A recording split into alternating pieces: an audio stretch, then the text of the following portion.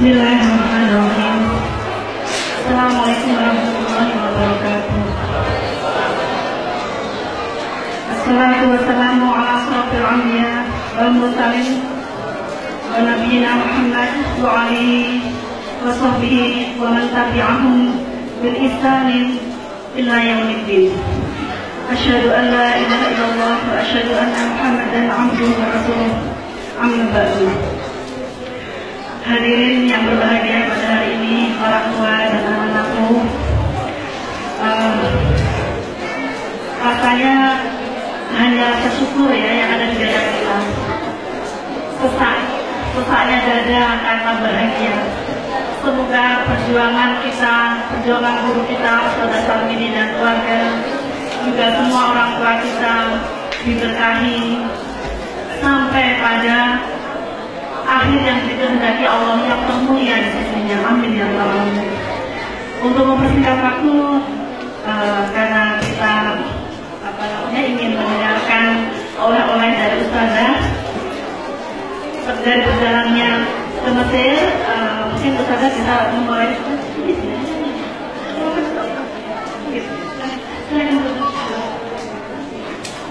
Mungkin dari apa kenapa memilih Mesir untuk tari banding. Bismillahirrahmanirrahim. Assalamualaikum warahmatullahi wabarakatuh. Innal hamdalillah nahmaduhu wa nasta'inuhu wa nastaghfiruhu wa natubu ilayh. Allahumma shalli ala sayyidina Muhammad wa ala alihi wa sahbihi ajma'in. Amma ba'd.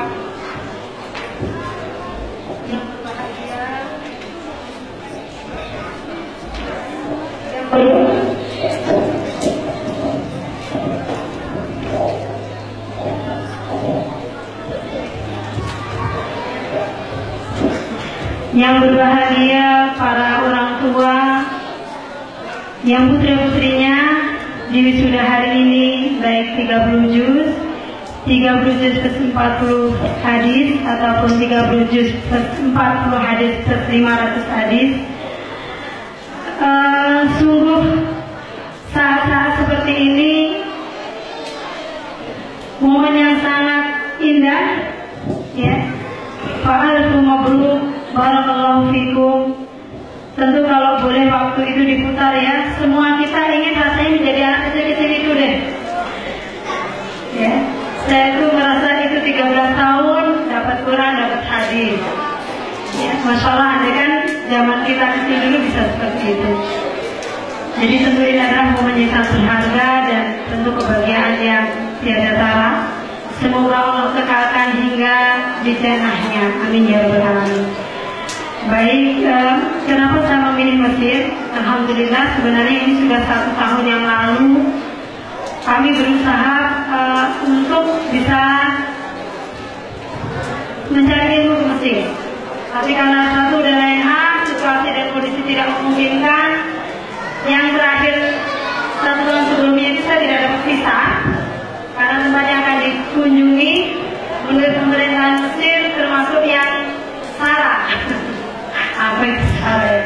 Tapi alhamdulillah ketika takdir itu sudah berlaku dalam waktu kurang dari 3 hari dengan tiket yang sangat mahal ya. Kalau biasanya mahasiswa buat pulang pergi hanya 5 juta. Tapi kemarin ya, ngurus visanya mudah, tiketnya 20 juta. Dan itu dihadiri maka sebetulnya dihadiri Quran. Karena memang salah satu fungsi dari putrinya itu adalah bagaimana membentuk bukan sekedar melatih tahfiz, bukan sekedar melatih putrinya dari ta'lim Quran dua nubati, tapi kita ingin buat laboran. Maka terus kita harus mengembangkan kurikulumnya, mencari bagaimana yang terbaik dan mengevaluasi kekurangan-kekurangannya.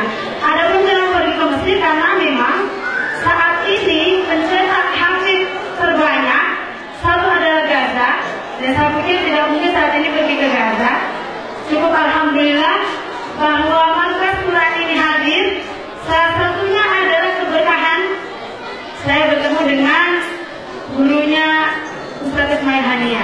Maka biasanya kita setiap momen wisuda itu pasti ada nasihat Palestina ya, wafaan untuk jasa beliau. Kemudian yang kedua adalah Mesir, dan itu benar ya. Saya pernah tinggal di Sudan Jadi bisa membedakan auranya. Subhanallah Bapak Ibu, kalau berbicara tentang Al-Quran di Mesir, itu yang namanya hampir semua orang jualan, toko, itu mesti memulai aktivitasnya dengan menyetel muratan. Dan itu bukan sejus dua juz, sesudah 2 surat, sampai lama dan bahkan bisa seharian. Bagusnya apa? Tidak ada yang namanya SPG atau penjaga-penjaga itu ngobrol ngalor ngidul. Itu minim sekali. Karena apa? Quran. Ya, itu satu. Bahkan kalau di Jakarta itu orang jualan nasi uduk, di sana kan jualannya full sama falafel. Itu juga nyatanya Quran. Bahkan mohon maaf, yang jualan produk-produk underwear itu juga nyatanya Al-Quran. Ya, saking apa itu sudah sangat merata di mana-mana itu bisa Quran. Jadi walaupun Mesir punya sisi yang lain, tapi sisi Quran ini lengkap. Bahkan motor-motor yang sangat berisik karena motor itu dilengkapi dengan pengeras suara. Tapi ketika orangnya punya agama yang disetel itu Quran, jadi sepanjang jalan kita dengar. Itu luar biasa di situ. Kemudian sisi yang lain terkhusus dengan Al-Quran, saya sangat terkesan. Tapi ini saya belum ketemu ketika di Mesir. Nah, mungkin harus pergi ke Mesir lagi. Ya, remaja tanggung yang saat ini usianya mungkin 14 tahun yang namanya Syarif, di mana sahadatnya mungkin kalau dijajar dari ujung sana sampai ujung sana mungkin masih sisa. Masih kecil, bahasanya fusah. Saya sudah tidak tahu berapa kiloat, karena setelah sampai di sana, kita di sini baru ngomongnya 10 kiloat. Itu juga baru dengar ya. Begitu sampai di sana, ada yang sudah 14 kiloat, ada 10 kiloat itu ngomongnya 10 kiloat subro. Itu kayak apa lagi saya nggak tahu ya. Jadi banyak sekali ilmu. Sampai ketika saya di Mesir, saya nggak sempat yang namanya ke Giza. Ke Giza untuk lihat Ahram, untuk lihat piramid nggak sempat. Mondar mandir saya ke Kairo, ke Tonto, tempat lahirnya Tontowi. Saya dikasih tahu ini sekolahannya dulu.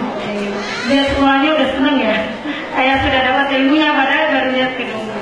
Kemudian saya ke Giza, tapi tidak ke Sphinxnya. Apa yang saya dapati? Kalau beberapa waktu yang lalu saya merancang untuk kurikulum pribadi ya, kurikulum keluarga. Saya bisa baca Quran, hafal, SD lulus, hafal 30 juz, SMP belajar bahasa Arab. Subhanallah memang kurikulum itu harus senantiasa diperbarui, dikembangkan. Ya, tertahap banget ketika saya ke Mesir, terlambat banget kalau 5 tahun. Memulai itu dari 3 tahun. 3 tahun memang anak-anak bisa diem apa ya?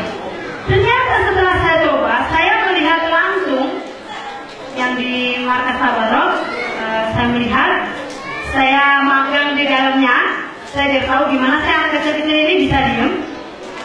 Dan saya praktekkan di anak saya, alhamdulillah Abdullah sekarang posisinya 3 tahun 4 bulan. Sudah selesai juz 30 dan Ar-Rahman. Dan prosesnya unik, sambil nambah dan mulai juz 30, karena senang dengan Ar-Rahman, setiap hari saya tambah 1 ayat. Jadi Ar-Rahmannya berjalan, juz 30-nya juga berjalan. Karena memang otak anak-anak itu luar biasa. Ya. Dan saya melihat yang di markas itu ya ada anak yang diam, ada anak yang nangisan, ada. Jadi tidak terbatas anak-anak yang dalam tanda petik itu karena kemampuannya luar biasa. Ya. Dan anak-anak betah dari jam 8 sampai jam 12. Apalagi pertama bergabung anak saya dari jam 8 sampai jam 2 baru dijemput. Ternyata nggak tidur tuh. Ya. Kita memang dia kalau merasakan terjun langsung, saya sebenarnya udah diceritakan, saya juga sudah ikut trainingnya Dr. Hamil, beda ketika saya lihat langsung dan saya praktekkan. Ya. Tapi ternyata mahal banget ya harganya. Harganya mahal banget, tapi dibanding ilmunya tidak ada artinya gitu. Nah setelah sampai di sana, last minute saya sudah siap-siap mau pulang, dikasih tahu, di Giza itu ada sebuah markas Quran yang anak-anak belajar dari jam 4 pagi sebelum subuh. Wah ini luar biasa buat orang Mesir. Karena saat saya orang Mesir itu habis subuh tidur lagi. Ya, kok ini ada sebuah lembaga yang dari jam 4 pagi sekolah sudah mulai. Saya setelah anak saya jam markas tentu ya, sebenarnya orang tua Nah kepagian apa? Saya ke Mesir jam 4 subuh. Itu guru-gurunya saya nggak terlalu ini ya dengan anak-anaknya. Anak-anak mah gampang, orang tua tinggal nenteng, taruh pulang. Orang tua paling dapat dari jam 3 bangunin. Setelahnya tidak ada dia sudah tidur lagi orang tuanya. Saya salut guru-gurunya. Dan itu bukan pesantren. Jadi gurunya itu datang jam 4 subuh ngajar. Ya, saya belum dapat rezeki magang di tempat itu karena beliaunya sedang safar, jadi tidak bisa menerima saya. Hanya kita ngobrol tentang kurikulumnya, bla bla bla dan sebagainya. Tapi saya diberi kesempatan magang langsung di tempat Pak Yainya, karena Pak Yainya itu putranya 10. Mau nggak dibayangkan? 10 dengan 9 putri dan 1 putra. Yang paling kecil baru belum ada 1 tahun, sekian bulan. Yang paling gede 13 tahun. Ya berundak ya. Tapi di rumah itu pelajaran dimulai dari jam 4. 4 putrinya sudah selesai Al-Quran. Ibundanya yang menyemak setiap pagi 5 juz. Jadi saya harus begini. Saya hadir di rumah itu dari jam 4 subuh. Karena memang saya mau magang. Ini yang saya mau bagi. Saya hadir di situ dari jam 4. Karena saya datang dari kantor sekitar 3 jam lebih. Saya nyampe jam 11 malam. Jadi sebenarnya saya ngantuk-ngantuk ya. Aduh ini ngantuk banget mata saya gitu. Kemudian orangnya sangat baik. Udah ibu tidur aja dulu. Ibu kayaknya ngantuk. Dalam hati saya ngantuk. Anak-anak juga ngantuk. Sudahlah, saya daripada ngantuk. Saya mau tidur di sini aja. Sekarang saya tidur di situ. Hampir saya tidur setengah jam. Saya bangun-bangun sudah diselimuti, sudah luar biasa. Ya, 5 juz. Bundanya yang 5 juz ini tanpa pegang mushaf. Bundanya aja yang pegang. Terus, gak ada tuh yang menggeletak begini bu. Duduk aja semuanya. Ya, seperti itu suasananya. Tapi selesai, selesai 5 juz, masuk sekolah di rumah itu. Datang guru 1 ngajar matematika, datang lagi guru 1 sampai begitulah selesai makan, masuk lagi. Anak-anaknya tidak ada masalah, berprestasi di sekolahnya. Baru asal selesai semua aktivitas bebas dan pekerjaan rumah diselesaikan bersama-sama. Rumahnya tidak terlalu lebar, jadi di ruang tamu ada 2 kasur. Ya, putrinya yang lain yang 4, ada yang 1 tinggal Al-Baqarah sama Imran, yang lainnya itu di 19 juz. Murojaahnya berapa? 4 juz. Ya, 4 juz. Kemudian masih lagi nambah dan murojaah. Alhamdulillah. Akhirnya Aina tadris? Ada di majelis kedas. Anda menang.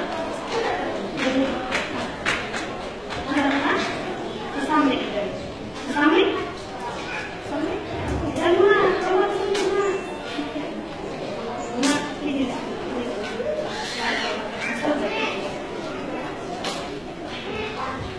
Jadi luar biasa.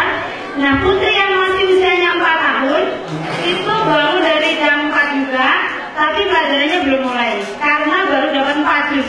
4 tahun sudah dapat 4 juz. Murojaahnya 1 juz. Murojaah yang baru tambah 1 juz. Dan itu saya sampai pulang sampai dengan jam 3 ya, dari jam 4 saya pulang jam 3 sore keluar dari rumah itu. Nggak ada yang ngomong. Subhanallah. Ya. Jadi semangat saya, kemudian saya konsultasi dengan namanya Dr. Ibrahim Amin. Saya bilang, ya saya kurikulum saya begini di rumah. Perbaharui kurikulum itu. 5 tahun itu kelamaan dari 3 tahun. Maka saya mohon restu, mohon doanya pada wali santri, pada yang ada di sini, semoga Utruja bisa membuka tahqiq dari usia 3 tahun, tidak perlu mondok, ya. Itu saya kira, tadi. Masya Allah, alhamdulillah. Ibu-ibu gimana orang tuanya? Saya nggak bisa ngomong karena terlihat ngalamin, ada yang ngalamin berguru dengan beliau dan ternyata ini kita sudah lama nggak ketemu, begitu melejitnya perjuangan beliau. Saya mungkin mewakili hadirin, Ustazah. dengan pencapaian kualitas sama pribadi keluarga Ustazah yang kita bisa lihat antara Ustazah sudah 3 yang menentukan bagaimana kesiapan spiritual kita. Kalau sistem mungkin yang kita bisa dari baik-baik ya, kita bisa melihat bagaimana cara mereka. Dan apa yang mesti kita siapkan untuk apalagi kita memiliki target 3 tahun sudah membuka anak-anaknya untuk bisa dimasukkan kerja. Itu kan kalau kita harus ada seleksi ya Ustazah ya, bagaimana kesiapan anaknya dan orang tuanya. Di sini saya pikir mungkin kita yang mendengar di sini juga mungkin bisa disampaikan kepada saudara-saudara yang lain untuk mempersiapkan diri sehingga ketika menginginkan anaknya bisa masuk usia sudah melakukan kesiapan diri. Apa kira-kira saudara yang bisa kita share ke kita persiapan untuk bisa menyatakan anaknya? Tentu yang pertama adalah niat, ya, niat yang salihah. Memang kita ingin mencetak anak-anak menghafal Quran. Dan itu adalah langkah awal ya. Saya genapi. Saya coba iseng-iseng. Pokoknya kita itu kalau mungkin bahasa orang Jakarta kepo kali ya. Karena saya rada-rada terbengong-bengong dan terkagum-kagum. Dan alhamdulillah saya ketemu ustaznya dan ketemu istrinya langsung dengan anak-anaknya. Saya pun titip dan saya tanya, Ibu, emang kayak gitu nggak capek apa ya? Pertanyaan yang sangat klasik sebenarnya. Ya capek juga sih kadang-kadang, tapi kan nggak tiap hari. Ya betul sih nggak tiap hari ya capek. Ya udah kalau capek istirahat, nanti gantian yang megang karena anaknya sudah selesai. Ya kita sudah sebentar, kemudian kita lanjutkan lagi. Oh gitu. Terus saya ketemu anaknya yang nomor 2, usianya 12 tahun. Dan ibu itu subhanallah yang kedua. Apa katanya? Saya itu pernah Ustazah, tidak setiap, kan saya biasanya tiap tahun untuk punya anak. Suatu kali saya nih, pas itu nggak hamil. Nggak tahunya di tahun berikutnya, begitu saya melahirkan itu kembar. Itu lebih repot, ya. Mendingan bisa saya tiap tahun aja daripada ntar ternyata kembar 3, saya lebih repot. Tapi dengan wajah yang sangat ceria ya, memang beliau menyadari betul ya. Punya anak itu buat apa, buat investasi ke depannya. Terus saya tanya anaknya yang usia 12 tahun. Saya bilang, apa saja yang sudah dipelajari? Alhamdulillah saya sudah selesai Al-Quran, kemudian saya selesai hadis Ar-Wa'id, saya hafal berapa ya, 1000 atau berapa gitu ya, dari hadis Sahih sudah selesai, apa dari kitab Sahih selesai. Kemudian Alfiyah, Nahu itu saya sudah selesai, Tufatul sudah selesai, Jazari sudah selesai, Syatibi sudah selesai. Saya hitung-hitung, Syatibi 1300-an, syairnya, Alfiyah 1000-an, Jazari 300-an. Berapa ribu ya syair yang dihafal? 12 tahun. Tambahan enggak? Belum. Jadi saya jadi terima ke Imam Syafi'i ketika mau belajar ke Imam Malik. Nah, asiknya yang ngajar mereka qiraat, sekarang mereka lagi belajar qiraat. Pengajarnya itu besar di Indonesia, ya, yang sudah punya 14 qiraat. Dari sini, dari situ gitu kan. Dan itu saya tanya langsung sama ustazahnya, gimana anak ini? Ya Allah ustazah, pokoknya ngajar anak-anak yang seperti ini, kita ngomong tetep-tetep udah pada paham.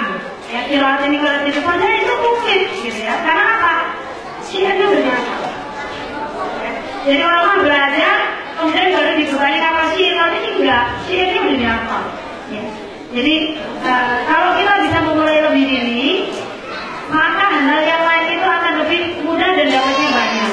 Nah, bagaimana kondisikan? Pokoknya dari kecil sterilisasi ya, dari hal-hal yang memang tidak sesuai dengan tujuan kita. Tujuan kita Tuhan ya banyak-banyak itu Al-Quran. Nanti dengan sendirinya, saya mengalami dengan Abdullah ini, ketika kita dari awal konsisten dengan bahasa Arabnya, konsisten dengan Al-Qurannya, ya, itu ternyata untuk membuat dia dengan hafalannya juz 30 dan Ar-Rahman tadi, sehari itu bisa murojaah semuanya segitu. Nah, ini awal yang diperlukan keistiqomahan. Yang di kita tadi sudah lihat, sebenarnya nambahnya nggak banyak, nambahnya itu setengah halaman. Tapi konsisten menambah murojaah terus begitu. Sehingga anak-anaknya bisa selesai lebih cepat. Nanti kalau sudah bisa buka dari 3 tahun, mungkin di 1 juta 8 tahun sudah selesai, tinggal belajar. Ini yang ingin kita bangun, ingin kita mulai, dan saya sangat senang memang dari awal sebenarnya itu pengennya nggak pesantren. Tapi apa daya santrinya datang dari jauh-jauh. Ya mau nggak mau akhirnya pesantren. Nah kalau nanti di usia balita ini, Bapak Ibu sekalian, yang saya sarankan dari rekomendasikan adalah silakan buat di lingkungan masing-masing. Dia nggak dikit saya nanti nggak dikit anak usia 3 tahun nggak tega juga saya. Ya, udah nggak usah dititipin, diri sendiri di lingkungan masing-masing. Nanti saya siap mensupervisi. Saya siap menjadi konsultannya. Mesti mentraining SDM-nya. Jangan minta SDM dari kerja ya. Biasanya terus minta dari kerja. Siapkan SDM, nanti kita yang training. Ya, itu insya Allah. Jadi pertanyaan klasik ya, ibu bapak-bapak, apa tadi niat yang ikhlas untuk menjadi mensolidasikan ini sendiri, kemudian kita memiliki konsistensi pada program yang kita terapkan kepada anak-anak kita untuk mencapai tujuan kita menjadikan mereka hafal Quran. Selanjutnya mungkin